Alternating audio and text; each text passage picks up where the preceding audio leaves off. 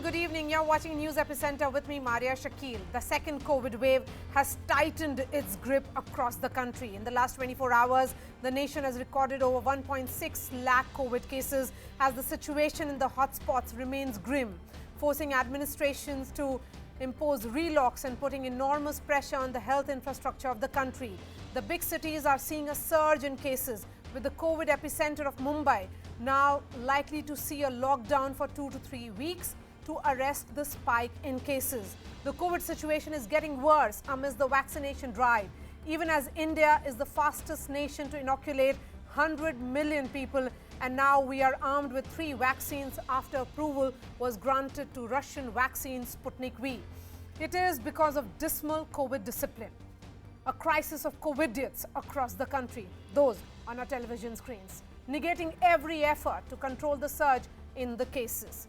Even in the national capital, we have seen over 13,000 cases in the last 24 hours. Night curfews till April 30th, as the capital tackles both mutant strains and poor COVID discipline, all taking a toll on the city's health infrastructure, with calls now coming from student and parent groups to cancel board exams. So what really is the view of the Delhi government? Joining me first on the show is our big newsmaker, Deputy Chief Minister of Delhi, Manish Sisodia. Mr. Sisodia, thank you so much for your time. It's easier to say cancel board exams, but it's the student's career that is clearly at stake here. What is the way out, since online exam is not an option? Students' career and students' life both are in danger. We have to choose first कि which one we have to give priority. किसी बच्चे को अगर school भेजा, 6 लाख बच्चे अगर school में जाएंगे, आज हम देख रहे हैं कि कहीं भी मार्केट से या कहीं रेस्टोरेंट में कोई जाता है, अभी पिछले दिनों स्कूल प्रैक्टिकल के लिए खोले थे, बहुत सारी सेफ्टी, बहुत सारे प्रोटोकॉल्स के फॉलो करने के बावजूद we are seeing there are lots of cases coming from the schools. In single school there are 10 cases, 15 cases coming. So it's very important to keep our children safe also. So that's why we think कि CBSE का जो exam है, और ख़ास तौर से जो मैंने ये इशू उठाया कि जब आपने ऑनलाइन पढ़ाई की है, आपने जिस तरीके से पढ़ाई नहीं की, आप जिद पे अड़ेंगे कि भाई हमें तो एग्ज़ाम तो उसी तरह से लेना है जैसे पुराने तरीके से लेते थे। आप एग्ज़ाम लेने के नए तरीके निकाल सकते हैं। Why can't we think of out of the box solutions? अगर पढ़ाई के लिए सोच सकते हैं तो हम एग्ज़ाम के लिए भी सोच सकते हैं, but are we ready to think for the students? क्या हम बच्चों को लेकर, बच्चों की सेफ्टी को लेकर कुछ नया सोचने को तैयार हैं? पहले हमें ये सोचना पड़ेगा। Mr. Sisodia, after a disastrous 2020, everyone had pinned their hopes on the new academic session. Unfortunately, kids are still stuck at home when they should have been in school around this time for their new academic session. While closing down schools was the easiest decision, does the Delhi government have any plan as to how they will be going about reopening them? And when you say out-of-the-box solution of holding the exams, what exactly are you suggesting? Nobody knows actually. We all were expecting कि इस बार अभी जो Covid, अगर if you could have asked me 1 महीने पहले, तो मैं बता सकता था आपको कि हाँ हमारा प्लान है कि अब हम मई में एग्ज़ाम खत्म हो जाएंगे, जून में, और उसके बाद थोड़ा सा समर ब्रेक करके we can open the schools in July. But जिस तरह पूरे देश में अब सर्ज आया हुआ है, जिस तरह से हर एक राज्य में अब तो गांव-गांव से निकल के आ रहे हैं, छोटे छोटे कस्बों से इस तरह के केसेस निकल के आ रहे हैं पूरे देश में, तो नोबडी नोज कि अभी फ्यूचर में क्या छिपा हुआ है, क्या पॉसिबिलिटीज़ हैं कोरोना के नीचे आने की। उसी के बेस पर हम कोई स्कूल का डिसीजन या कोई भी और इस तरह का डिसीजन ले सकते हैं कि स्कूल कब खुलेंगे। बट एग्ज़ाम कराना जो हमारा पुराना तरीका है एग्ज़ाम कराने का, कि बच्चे आएंगे, एग्ज़ाम हॉल में बैठेंगे, वो एग्ज़ाम देंगे, केवल प्रैक्टिकल करने में जो प्रैक्टिकल के लिए बुलाए थे बच्चे, उसमें हर स्कूल से 1-1, 2-2 केस आए हैं। ऐसे भी स्कूल हैं जहां 10-10, 15-15 केसेस आए हैं। वैसे में अगर हम कहें कि नहीं उसी तरह से एग्जाम कराएंगे, तो I think we are playing with the lives of the kids. So Manish ji, क्या एजुकेशन मिनिस्टर को स्टेट से कंसल्ट करना चाहिए? आप लोग सबकी एक बैठक होनी चाहिए, क्योंकि बहुत सारे स्टेट्स का ये डिमांड है कि एग्जाम्स पोस्टपोन हो या कैंसिल हो। they can, I mean, we are ready to give ideas, but ultimately CBSE has to take a call. There could be n number of ways. मैं तो हमेशा से बोलता रहा हूँ कि साल के अंत में 3 घंटे की परीक्षा के बेस पर आप एक बच्चे को जज करते हो, वो तरीका, पुराना तरीका भी गलत है। बट इस टफ टाइम में आप बोलो नहीं, अगर 3 घंटे की अंतिम परीक्षा नहीं हुई तो हम मानेंगे ही नहीं कि बच्चे ने कुछ किया है। This is unfair to a child. आप उस बच्चे को ऑनलाइन के माध्यम से जैसा भी है पढ़ाते रहे हैं, आपने पिछले 1-2 महीने में जो जैसे भी हैं प्रैक्टिकल कराए हैं, उसका जजमेंट करने का भी कोई नया तरीका निकल सकता है। आपने उसके यूनिट टेस्ट लिए हैं, आपने उसके प्री बोर्ड एग्जाम के टेस्ट लिए हैं, आपने 11th में भी उस बच्चे को एग्जाम लिया था, उसने पहले 10th में भी लिया था। So extra ordinary circumstances demands extraordinary decisions, but first of all let us accept that yes there is a problem। अगर हम इसको प्रॉब्लम के रूप में देखेंगे ही नहीं कि ये कोई प्रॉब्लम है, ये तो ऐसे ही हो जाएगा, हमारा तो सीबीएसई हमेशा से ऐसे करा, I think then this is too much of arrogance. इससे ऊपर उठ के सोचना चाहिए। And Delhi government and MCD school teachers on COVID duty were treated as frontline workers in January. Should then be like all teachers, both in government and private schools, be treated as the frontline workers? It would have been completely different scenario altogether, don't you think? And my question is, would you make a demand to vaccinate school children above 16 years of age so that schools can run uninterrupted? You see, अभी देश में जो vaccine available हैं उनमें अभी 18 साल से नीचे के बच्चों का ट्रायल कंप्लीट नहीं हुआ है। सो आई वुड नॉट से कि आप 18 साल से बच्चे के नीचे को वैक्सीन दे दीजिए जब तक उनके ट्रायल्स कंप्लीट नहीं हो जाएं सफिशिएंट लेवल पे, वो तो रिस्क नहीं लेना चाहिए।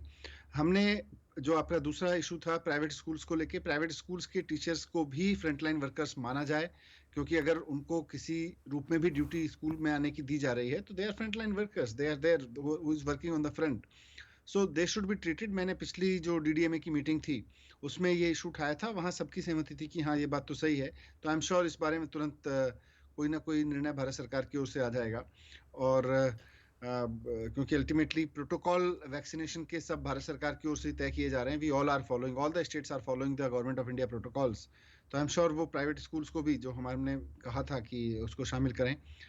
बट मेन ये है कि वैक्सीनेशन, हाइपोथेटिकली वैक्सीनेशन आज अवेलेबल भी हो जाए तो आप 6 लाख बच्चों को 4 मई से एग्जाम होने वाला है, 4 मई से पहले पहले वैक्सीनेट नहीं कर पाएंगे।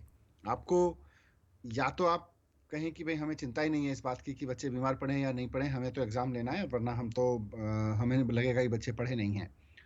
आपने स्कूल बंद किए थे बच्चों की सेफ्टी के नाम पे ही, आप बच्चों की सेफ्टी के नाम पे एग्जाम की परंपरा के बारे में पुनर्विचार नहीं करेंगे। This is not fair.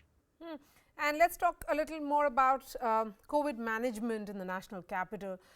Talking about Delhi government's COVID management, what purpose does these night curfew actually serve when people have already mingled all through the day?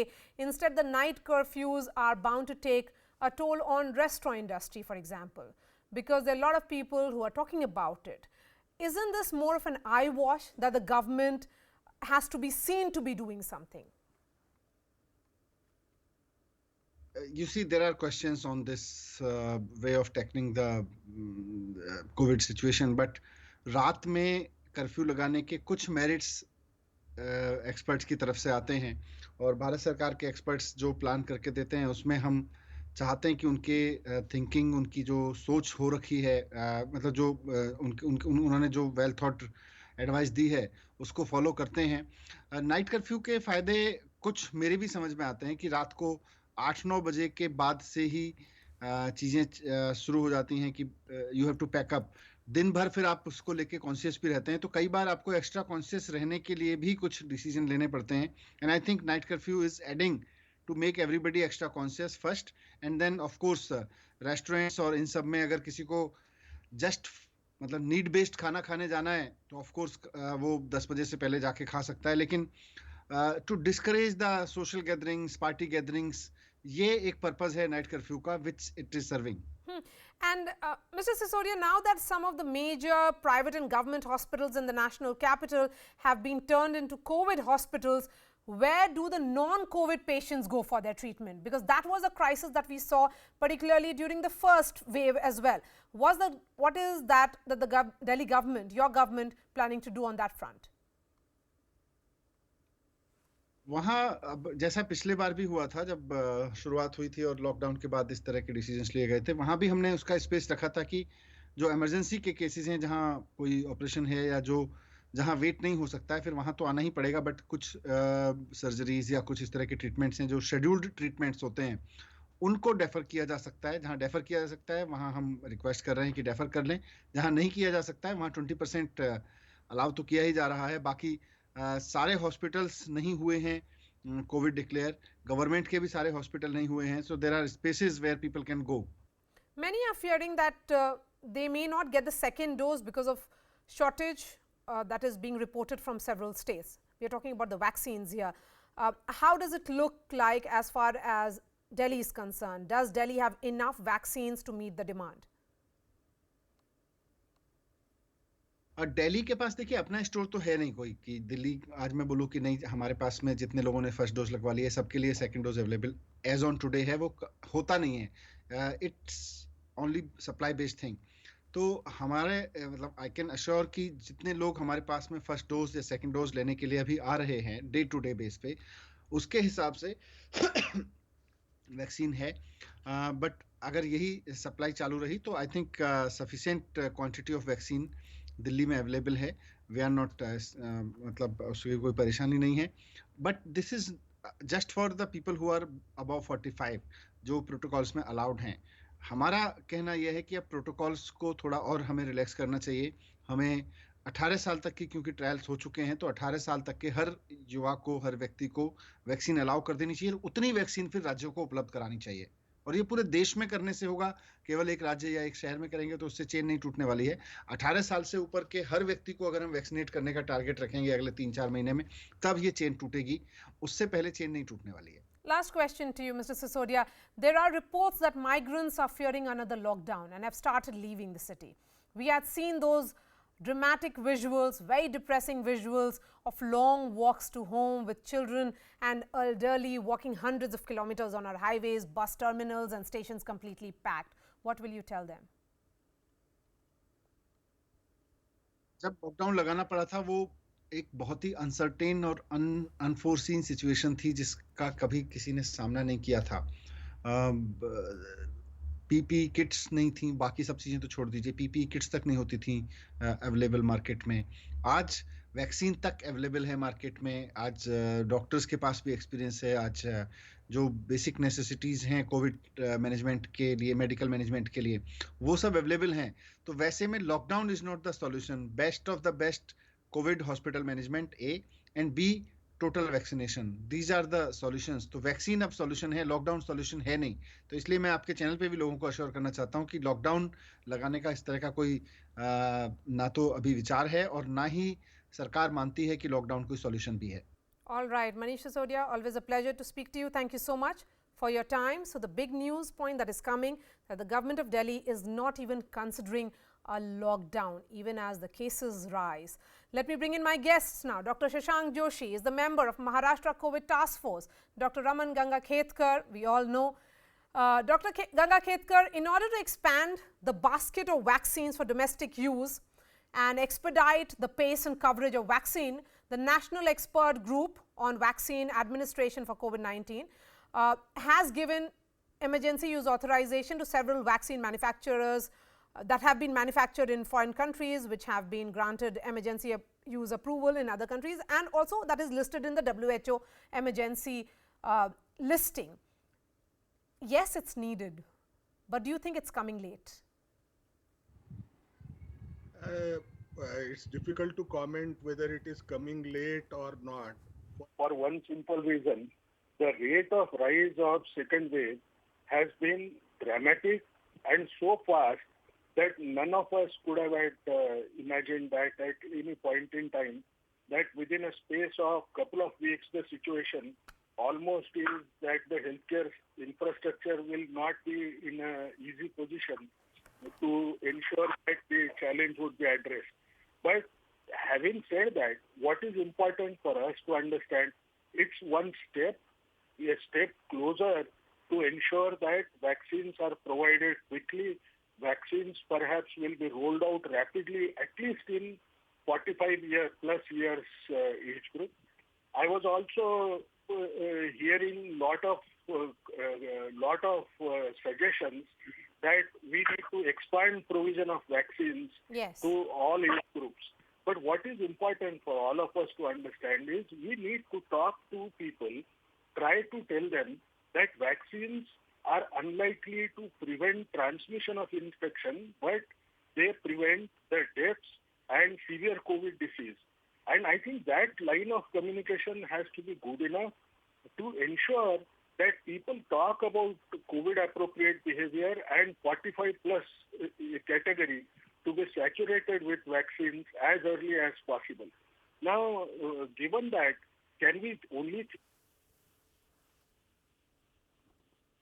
we are in a different phase where we have to ensure that we strengthen our healthcare infrastructure. Assume that this particular infection is not going to remain only in Maharashtra or few states that people are looking at.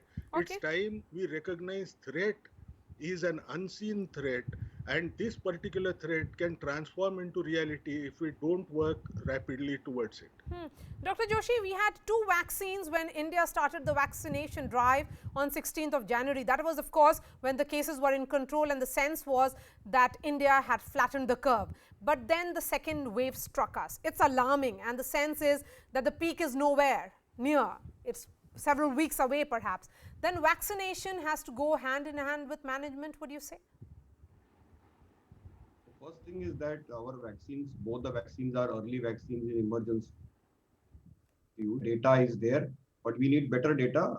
Dr. Raman Gangakardkar said that they save lives, they prevent severe infections, but we need documented, published vaccines, prevent death, prevent severe infections, at least from India, as well as prevent immune escape. But I think we should vaccinate. There is no two ways about it, because vaccines will save lives and probably make fourth wave.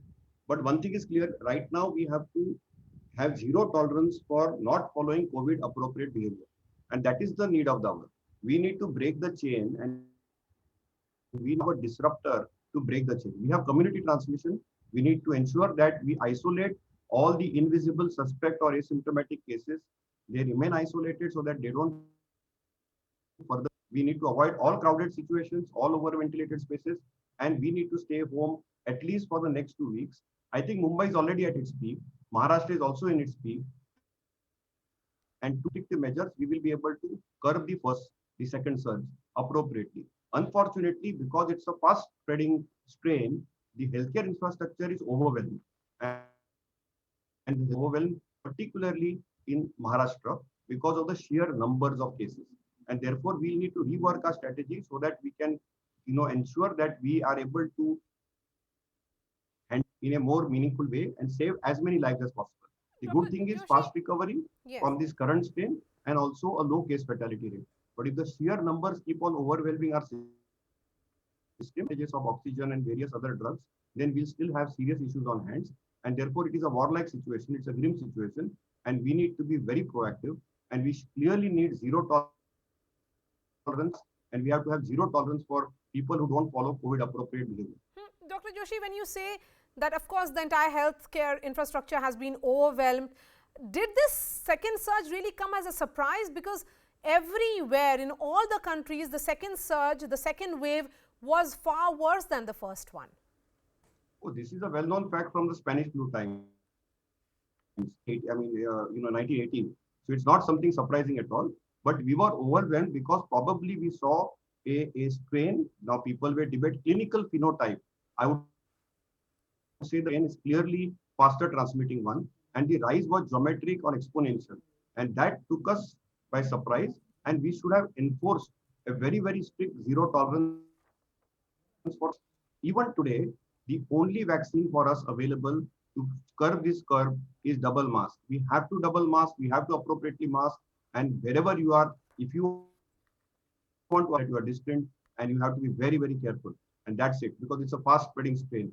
And I think we probably, anticipated this second wave to come somewhere end December, and it got deferred. And there were geographically some Gram Panchayat elections in parts of Vidarbha and Marathwada, some parts of Kerala, from where the strains broke out and gradually families. Compared to the first wave, there are 2-3 differences which we are seeing.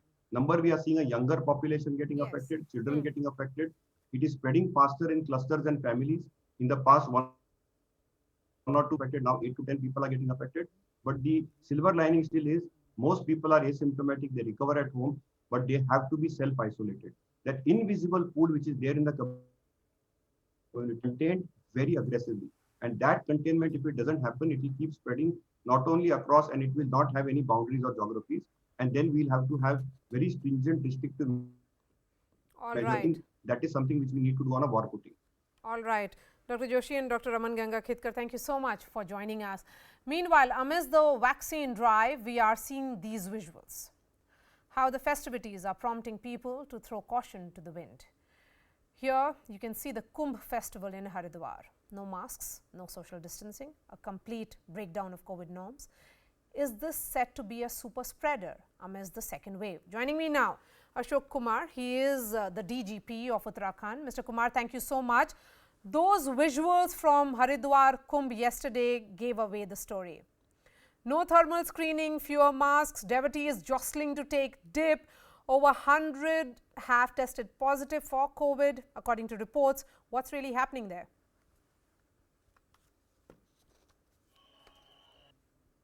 See, let me tell you, we've been enforcing COVID guidelines quite strictly in the state as well as in Haridwar. But on a peak day like yesterday was supposed to be the second biggest day of Haridwar Kumbh. It becomes really very difficult to enforce, because then for us the most important thing becomes to avoid any stampede, to avoid any blockades, you know. So for peak day it becomes it's not easy. Ashok ji, we are witnessing more than 1 lakh cases a day in India for the last 1 week. When the infections are rising at an alarming speed across the country, should we not have put off the Kumbh, postpone it?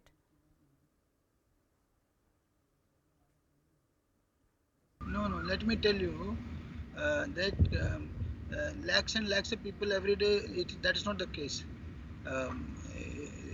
Every day Haridwar witnesses 30 to 40,000 pilgrims, even otherwise. Half of them for immersion of ashes. So the normal figures were same, 30 to 40,000 every day. So it's only yesterday the crowds came because it was a big day. So and let me tell you another big data about Haridwar. We've been testing 50,000 people and the positivity rate is less than 2%. So this theory that people are spreading rumors about spreading corona, I don't agree with this theory. You know, on one hand, you are insisting on limited attendance at funerals and weddings, even RT-PCR tests for non-COVID hospital admissions, whereas it's free for all at Kumbh. That's what the visuals are suggesting. What really explains this contradiction? See, that's not only in my hand, it's a collective decision. And Kumbh Mela has a tradition of thousands of years. So they might have taken this decision in their wisdom, you know. And as I told you, the crowds this year in Kumbh are not like Kumbh. The Kumbh in Haridwar had witnessed more than 1 crore a day. But this time the crowds are less than 1/4, 1/3. So you are saying the crowds are not what is witnessed during a normal Kumbh Mela, but these are also not normal circumstances or normal times in India. There is a second wave, and if the Kumbh ends up becoming a super spreader, who will be held responsible? See, I don't see that it will become a super spreader. Reason being, you see, Maharashtra, when did the second wave start? Not before the Kumbh crowd started. And I gave you data of Haridwar. Tell me how many people have you come across who have spread corona after Kumbh? You know, Haridwar is an open place of kilometers and kilometers of open area. And these figures that you see are not for 1 minute, they are for 24 hours. Secondly, Ganga water is a flowing water. It's not a stagnant water like any pond or Sarovar or anything.